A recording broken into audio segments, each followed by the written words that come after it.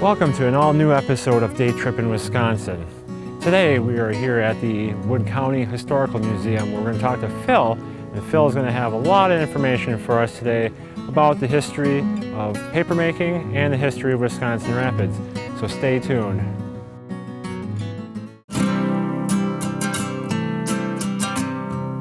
Every day across America, excess food is gathered by a network of good people at local food banks, giving hope to millions of children who struggle with hunger. They've earned their wings, and you can too. Together, we can solve child hunger. Support Feeding America and your local food bank at feedingamerica.org.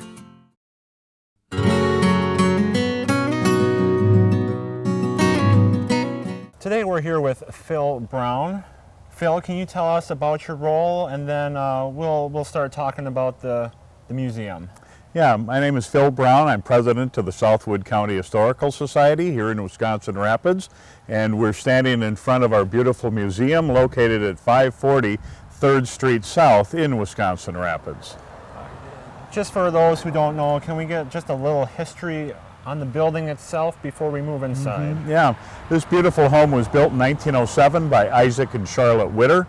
The Witter family was probably the most prominent family in Wisconsin Rapids history, and this was their private residence from 1907 when it was built to 1942 when Mr. Witter passed away.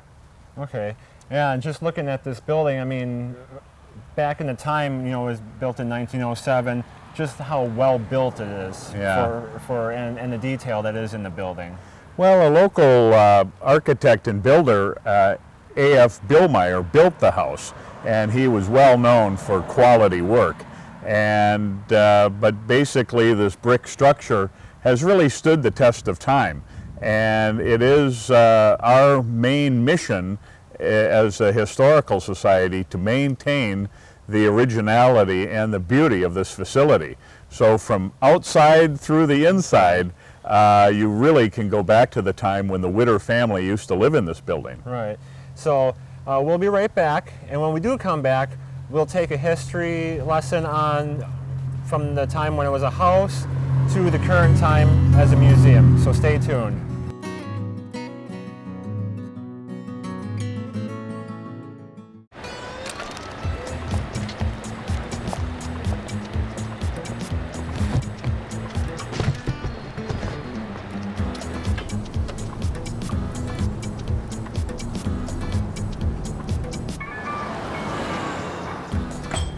It's a short ride from your neighborhood to your naturehood. To find a neighborhood park or green space near you, visit discovertheforest.org.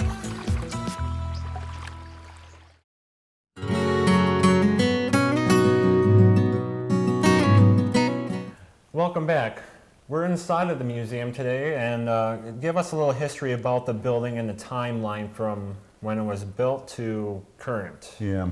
This beautiful building was built in 1907 by Isaac and Charlotte Witter, and the Witters used this as their personal residence for many years, up until the 1930s.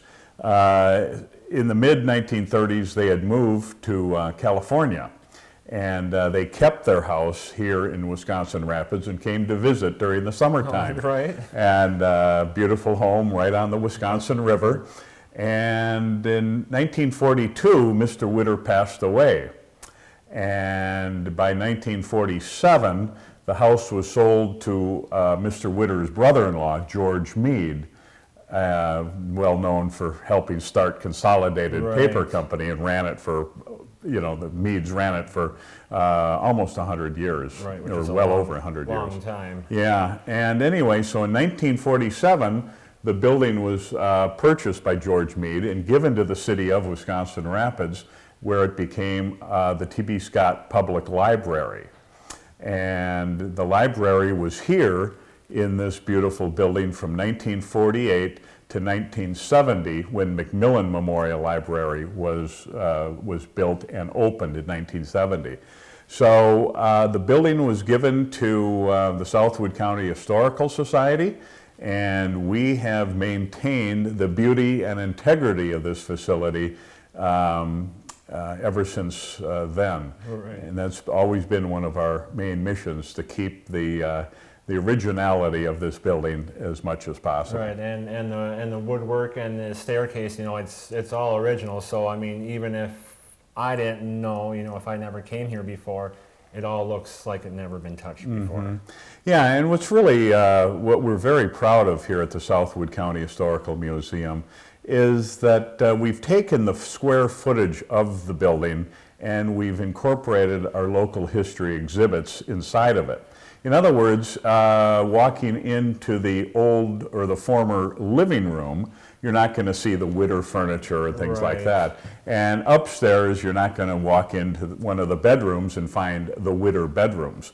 Once again, we've taken the square footage of this beautiful home and we have incorporated local history exhibits within it. And we'll cover some of those today. Right, and let's go ahead, and I'm really interested about the family. Oh, that's great history. All right, we'll be right back.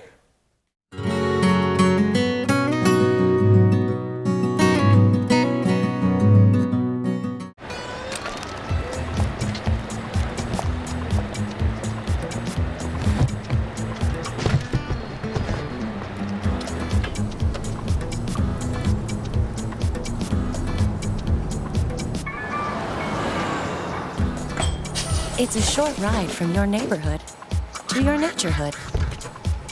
To find a neighborhood park or green space near you, visit discovertheforest.org.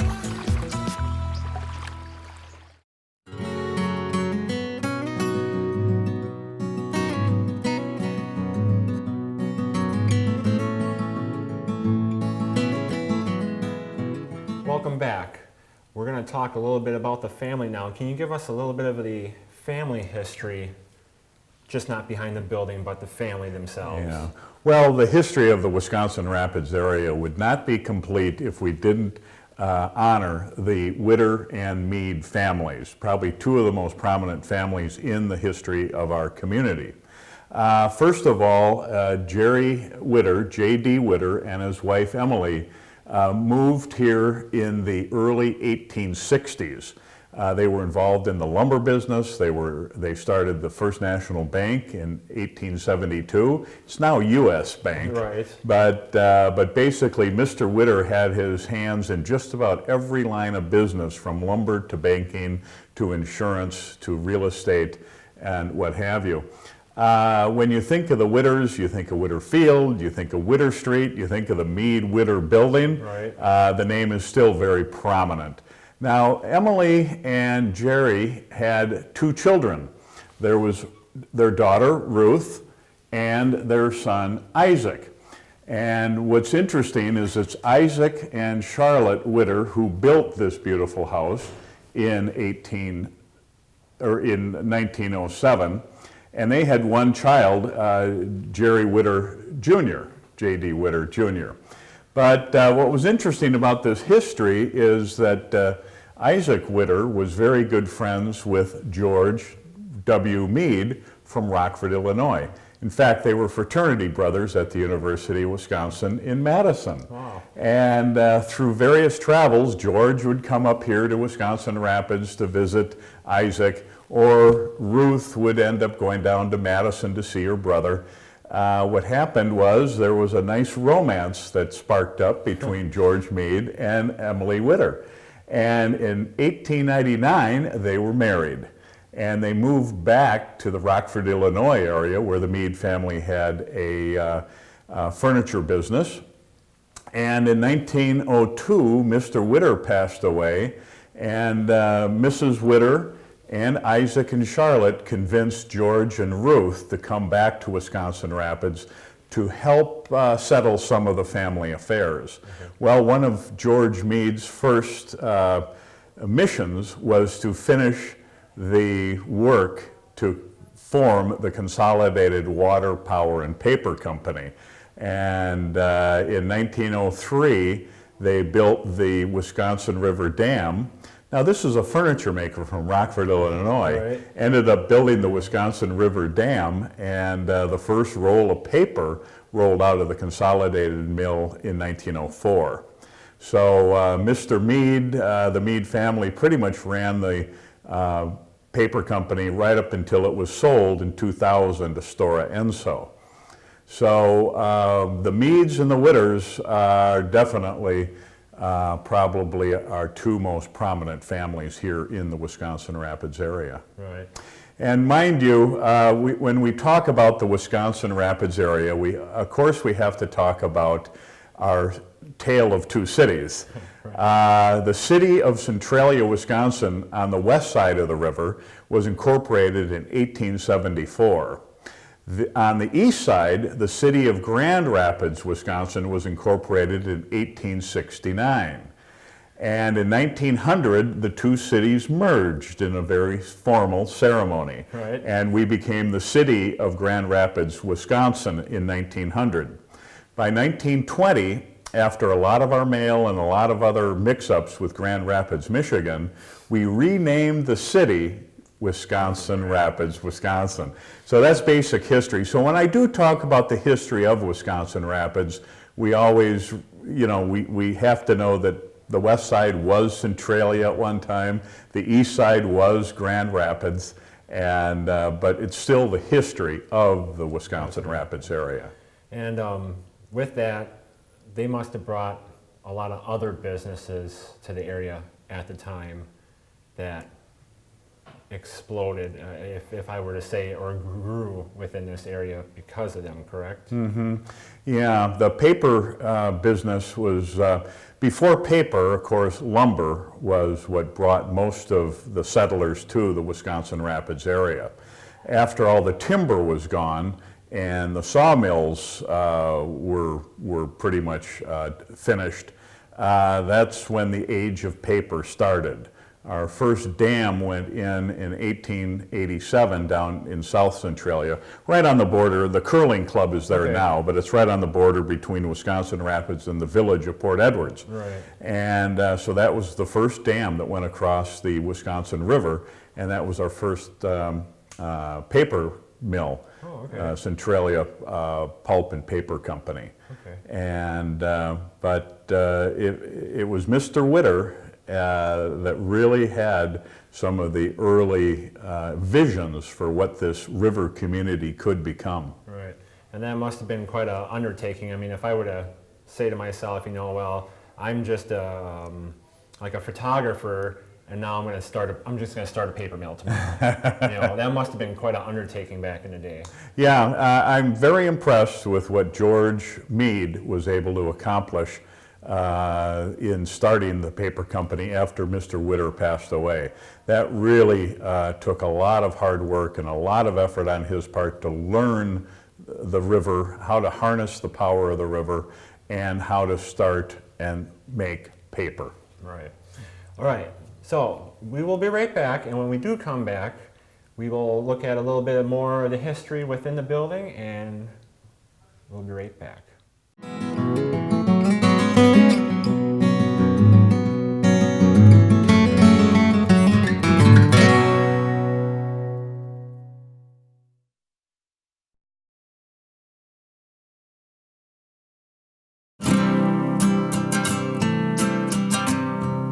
Every day across America, excess food is gathered by a network of good people at local food banks, giving hope to millions of children who struggle with hunger. They've earned their wings, and you can too. Together, we can solve child hunger. Support Feeding America and your local food bank at feedingamerica.org.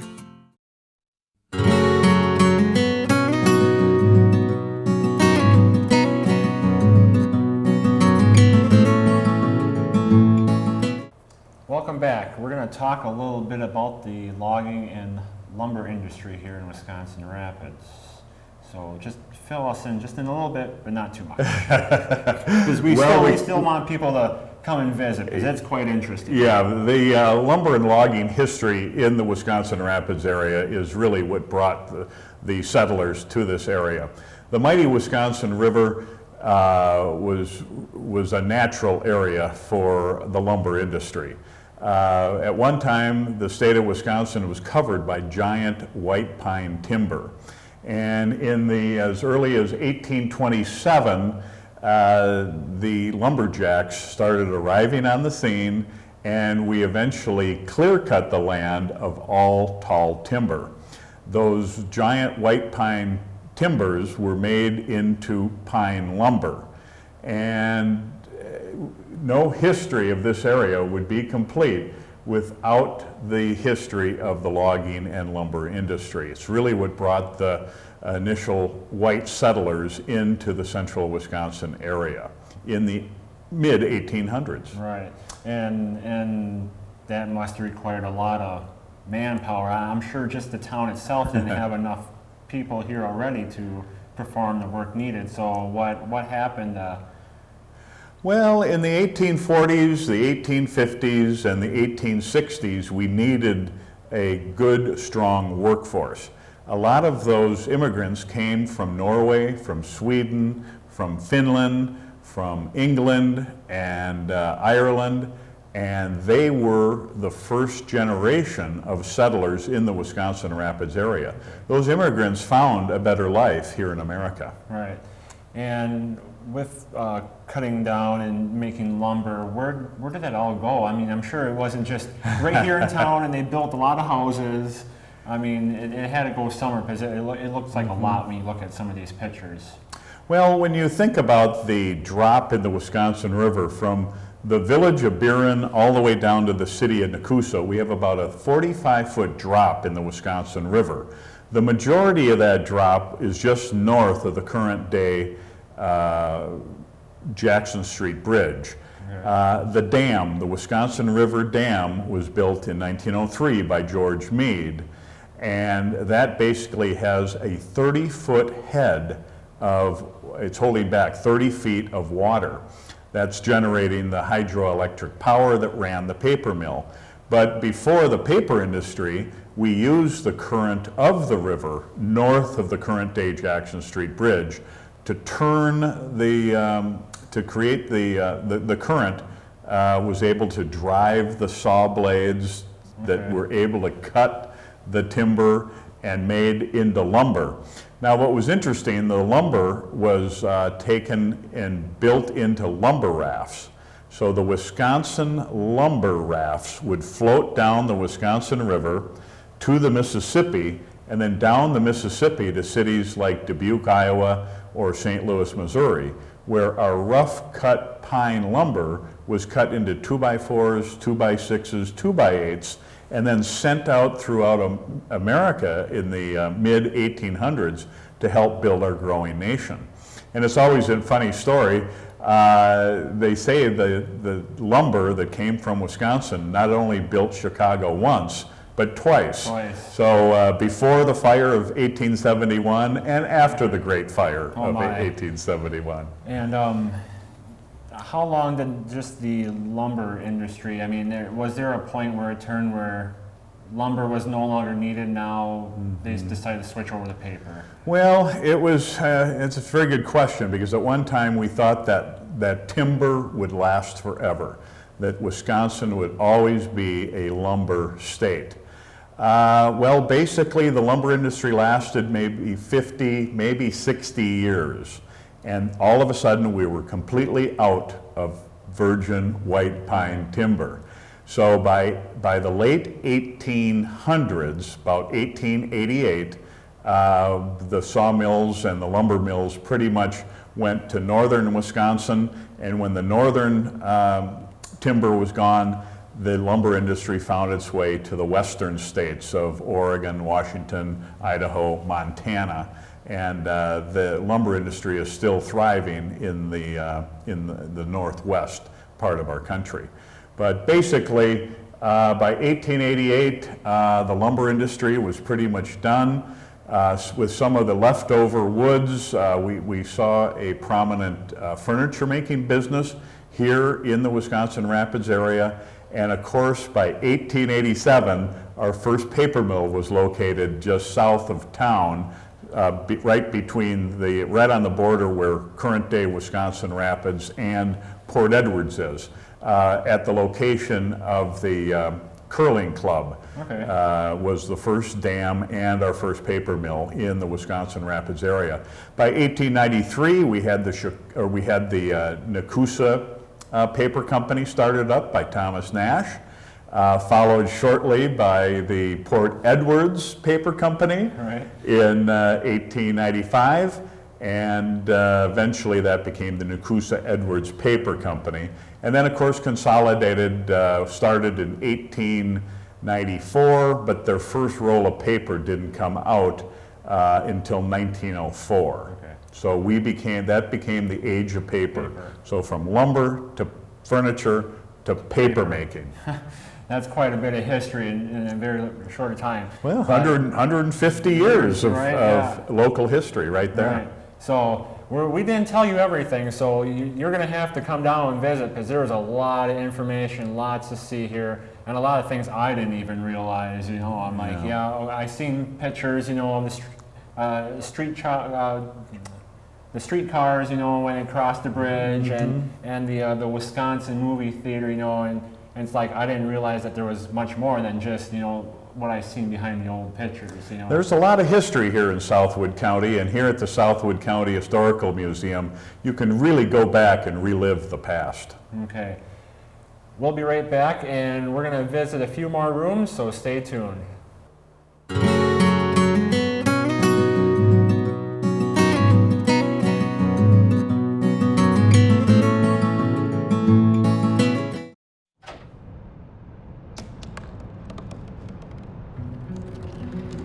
They said I couldn't dream. Called me a piece of trash and swore that's all I'd ever be.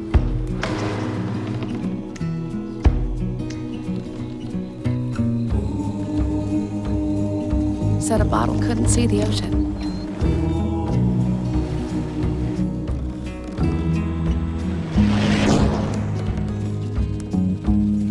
Give up. Go back to the dumpster. But I didn't listen. I made my way.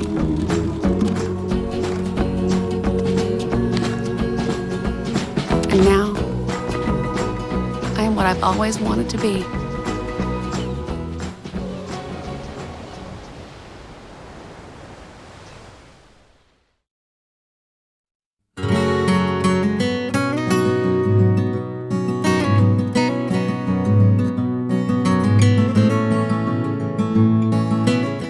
Welcome back. So we're in a very special part of the house, and I know when I take a trip, just south of here, there's one thing that comes to mind, is the cranberries. And that's a big part of our local industry. The wild cranberries grew in the central Wisconsin area for thousands of years. Native Americans used to harvest those cranberries to make food, medicine, dyes, and more. But shortly after the demise of the lumber industry, they discovered, the white settlers discovered the wild cranberries growing in the marshlands just west and south of the Wisconsin Rapids area. So the cranberry industry, commercial cranberry industry, started up in the 1870s by cranberry pioneers like the Arpin family. They were also prominent lumber people. Sherman Whittlesey has one of the oldest marshes, dates back to 1871. The Bennett Cranberry Company goes back to 1873. Jim and John Gaynor started their cranberry marsh out in what is now the town of Cranmore in 1876. And of course the Potter Marsh, 1880, and so on. So we had pioneers like the Potters, like the Bennetts, like the Searles, Andrew Searles and Jacob Searles. And those cranberry marshes, many of those cranberry marshes are still run by the same, they've kept it in the same family for 5, 6, even 7 generations. Right. And even today, it's still a great industry in this area. Yeah, as a matter of fact, Wood County boasts, we grow more cranberries in Wood County than anywhere in the world. So not only do we have a very large cranberry industry of growers, we have about 50 growers in Wood County, but we also have the processing facilities as well. As a matter of fact, Ocean Spray has the world's largest craisin production plant located at our West Side Industrial Park in Wisconsin Rapids. So they make craisins 24/7, 365. And I sure like them too. So. But with that being said, I mean, it's just quite something, you know, that some of these industries, you know, can go on so long with the same families, you know, that they're doing something right and the family's carrying on, and that's a tradition that's held in this area and something that they're most likely very proud of to be a part of in this community and to be recognized historically. Yeah, yeah. That family tradition, that multi-generational family tradition, is very special to this area of central Wisconsin. And but the Southwood County Historical Museum has an absolutely wonderful display that takes you back to some of the early days of the cranberry industry. We also cover the old Cranberry. Wisconsin Rapids used to be the location of a special community-wide celebration. From the late 40s to about the mid-50s, we used to celebrate the cranberry industry with a community-wide celebration called the Cranberry. Huh. And so it's a very special part of our local Wisconsin Rapids history. The cranberry industry is. All right. So with that being said, is there anything that you'd like to tell the audience here before we take off? Well, there's a lot more to be seen. We covered some of our citizens, prominent citizens of Wisconsin Rapids, like the Meads and the Witters. We got into the lumber and logging industry, which was very important, and we got into the cranberries. Up on the second floor of our facility, we also have a lot of photos of what our town used to look like. We all know we can't go back in time, but we can certainly reminisce about what our community was like many years ago. And here at the Southwood County Historical Museum, it is like stepping back in time. And so we certainly invite you to come down and join us here at 540 3rd Street South. Our normal time that we're open to the public is Memorial Day through Labor Day on Tuesday, Wednesday, Thursday, and Sunday afternoons. But you can call us to make a special appointment if you're going to be in the area. We try to accommodate you on your schedule as well. Right. So, like we both said, we're not going to show you everything. So you're going to have to come on down and take the adventure for yourself, because there is so much more to see here. And I'd just like to say thank you so much for having us here. Well, thank you. Thank you for joining us. Yes, thank you. And we'll be right back.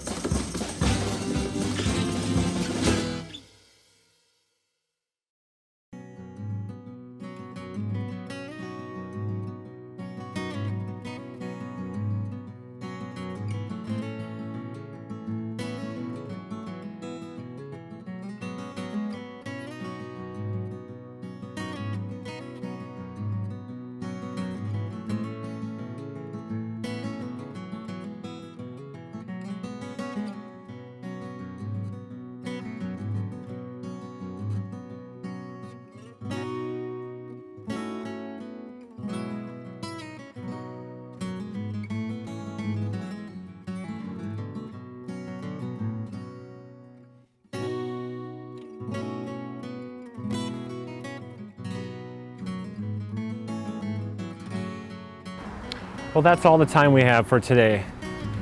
For Day Trip in Wisconsin, I'm David Ballerstein, and we'll see you on the road.